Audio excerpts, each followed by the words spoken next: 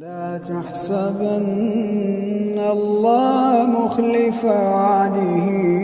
رسله إن الله عزيز ذو انتقام يوم تبدل الأرض غير الأرض والسماوات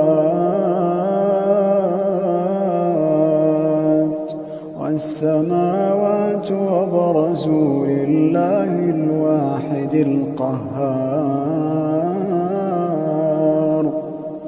وترى المجرمين يومئذ مقرنين في الأصفاد